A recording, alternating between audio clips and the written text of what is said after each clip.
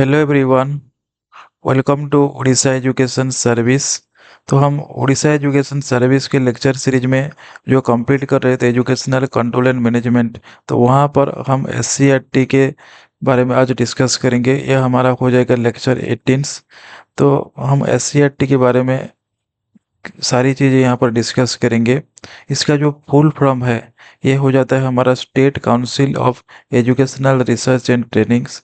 देखिए, ये इसका जो नेचर है ये एक एपिक्स बॉडी है। Epic state level academic body for the school education.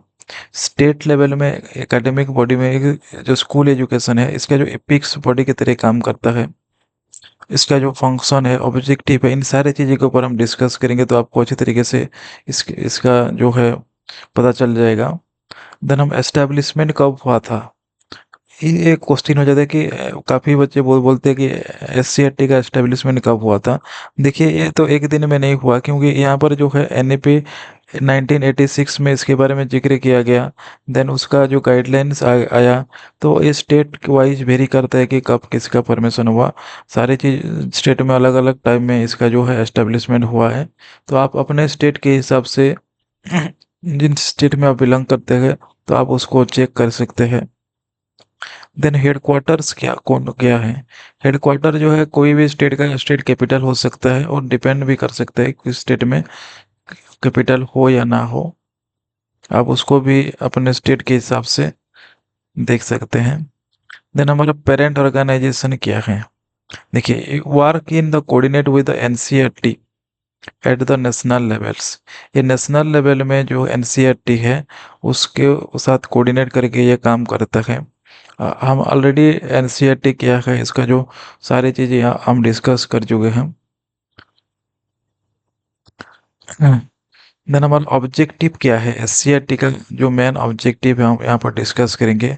जो पहला मेन ऑब्जेक्टिव हो जाता है यहाँ पर करिकुलम डेवलपमेंट करना। So develop school curriculum and the textbook for the primary secondary and the higher secondary levels. देखिए, जो प्राइमरी हो गया, सेकेंडरी हो गया, हायर सेकेंडरी स्कूल हो गया, तो इन सारे जो स्कूल है यहाँ पर जो करिकुलम डेवलपमेंट करना, टेक्स्ट बुक प्रिपेयर करना, इन सारी चीज़ों का जो ऑब्जेक्टिव है, उसका जो कोर ऑब्जेक्टिव है एनसीईआरटी का जो रूल बहुत ही इंपॉर्टेंट हो जाता है यहाँ पर। देन हमारा देन है ensure the curriculum align with the state and the national education policy. और एक बात कि यहाँ पर जो करिकुलम बनेगा, करिकुलम का जो डेवलपमेंट किया जाएगा, ये उसको स्टेट का नीड को देखकर भी बनाया जाता है। फिर हमारा जो नेशनल एजुकेशन पॉलिसी है उस सारी चीज़ों के ऊपर भी इंश्योर करता है, उनको ओवरलुक करके ही सारे काम यहाँ पर होता है। देन हमारा teacher education and the training. Teacher education and the training जो है बहुत ही इंपॉर्टेंट ऑब्जेक्टिव है हमारा एससीईआरटी का। यहाँ पर plan and conduct the pre service. देखिए, इसमें क्वेश्चन आ जाता है प्री सर्विस हो गया, इन सर्विस ट्रेनिंग प्रोग्राम हो गया, ये आपको पूछ सकता है। For the teacher and the teacher educators, जो भी टीचर होंगे, टीचर एजुकेटर होंगे, उनका जो pre service in service training होगा, तो इन सारी चीज़ों के ऊपर ये काम करता है। Then promote the professional development and the continuous learning among the teachers। Professional development करने के लिए भी काम आता है उसका जो ऑब्जेक्टिव है। देन हमारा educational research, conduct the research on the teaching methods, pedagogy and the educational innovation and the evaluate the educational program and policy effectively। देखिए, हमारा जो स्टेट लेवल में, नेशनल लेवल में जो कोऑर्डिनेशन में जो एससीईआरटी एंड एनसीईआरटी का जो कोऑर्डिनेशन चल रहा है, यहाँ पर कोई भी नया पेडागोजी पेडागोजी आया, उसका जो टीचिंग मेथड आया, एजुकेशनल इनोवेशन आया, कोई आईसीटी टेक्निक आया, तो इन सारी चीज़ों के ऊपर कैसे इम्प्लीमेंट होगा, कैसे ये वर्क करेगा, तो इन सारी चीज़ों का और जो हमारा कैसे इन सारी चीज़ों का डेवलपमेंट किया जाएगा, तो ये कोऑर्डिनेट करके एनसीईआरटी और एससीईआरटी अपना रिसर्च चलाते रहता है, हमेशा चलता रहता है, कोई बंद नहीं होता, हमेशा रिसर्च कंडक्ट होता रहता है। ये क्या करते हैं कि हमारा जो डाइट होता है, अदर टीचर एजुकेशन इंस्टीट्यूट जो होता है, उनके साथ कोलाबोरेट करके डिफरेंट डिफरेंट टाइम में सर्वे लेते हैं और अपना जो है रिसर्च का काम करते रहते हैं। ये बहुत ही इंपॉर्टेंट चीज़ है। देन हमारा नेक्स्ट ऑब्जेक्टिव है इनोवेशन इन द एजुकेशन। जैसे कि हम बोले पहले भी, introduce the new teaching learning materials. देखिए नए नए टीचिंग लर्निंग मटेरियल्स को डेवलप करना तो इम्पोर्टेंट हो जाता है। स्ट्रेटेजीज डेवलप करना, टेक्नोलॉजी का इनोवेशन करना, promote the child centre and the inclusive education practice को इम्पोर्टेंस देना, ये सारी चीज़ें हैं, बहुत ही इम्पोर्टेंट हो जाता है हमारा जो SCRT का ऑब्जेक्टिव हो जाता है। देन हमारा guidance and the supervisions, provide the guidance to the district institute of education and the trainings and the other training institutes। Guideline provide करता है जितने भी टीचर ट्रेनिंग इंस्टीट्यूट है स्टेट में। Supervise the implement the educational programme in the schools, जितने भी educational programme होता रहता है स्कूल लेवल में, उन सारे चीज़ों को सुपरवाइज करना इसका जो मेन ऑब्जेक्टिव बन जाता है। देन हमारा examination and the evaluation, designs and implement evaluation system to assess the student learning and the school performance। जितने भी देखिए यहाँ पर डिजाइन करना, इवैल्यूएशन सिस्टम को डिजाइन करना, एसेस करना, इन सारी चीज़ों के ऊपर इसका जो है बहुत इंपॉर्टेंट रोल रहता है।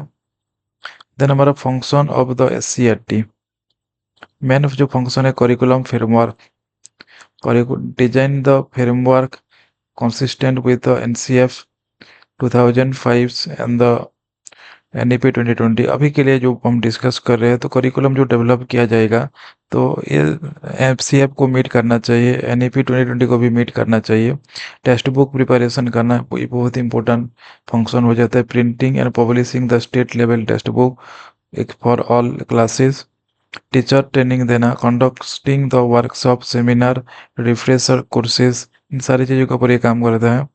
Educational research, action research, survey studies करना in the school education. Policy support, advising the state government on the educational policy matters, जितने भी पॉलिसी प्रोग्राम होगा सारी चीज़ों के ऊपर जो है एडवाइज देना स्टेट गवर्नमेंट को, इसका जो है रूल, वो इसका जो फंक्शन होता है, इसका जो इम्पोर्टेंट रूल रहता है।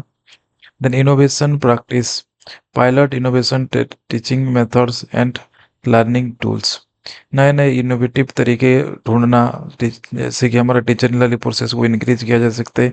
ICT टेक्नोलॉजी, पेडागोजिकल डेवलपमेंट, इन सारी चीज़ों के ऊपर ये काम करता है। इसका जो हायरार्ची एंड द स्ट्रक्चर हम देखेंगे अभी, तो यहाँ पर director at the chairperson head of the SCRT रहते हैं।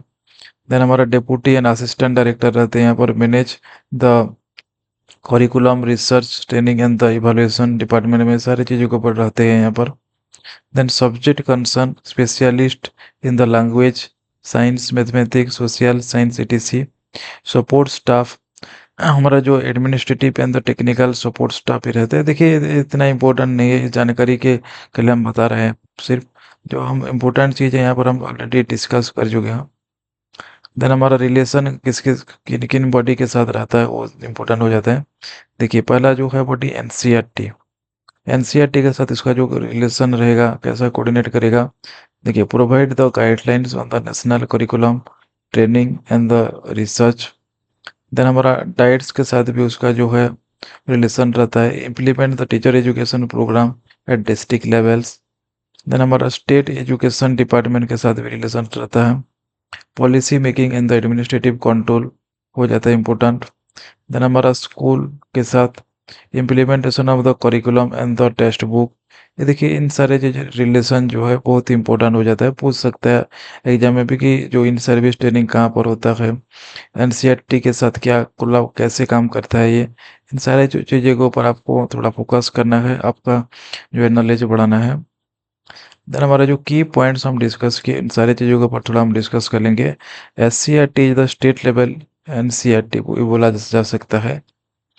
Focus on the curriculum and the teacher development, curriculum development करना और टीचर का टीचिंग स्किल को डेवलप करना, इन सारे इसका जो है इम्पोर्टेंट फंक्शन हो जाता है। प्रिपेयर टेक्स्ट बुक प्रिपेयर करना, सिलेबस प्रिपेयर करना and the teacher training module prepare करना, ये बहुत ही इंपॉर्टेंट की पॉइंट्स है, यहाँ पर आपको इसको याद रखना है।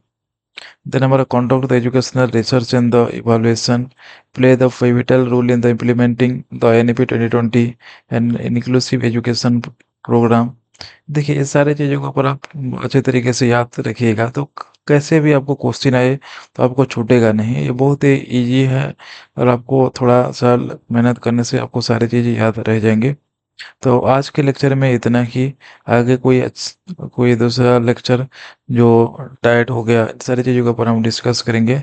तो आप उस चैनल को सब्सक्राइब कर लीजिएगा, अपने दोस्तों के साथ शेयर कर लीजिएगा। So thank you.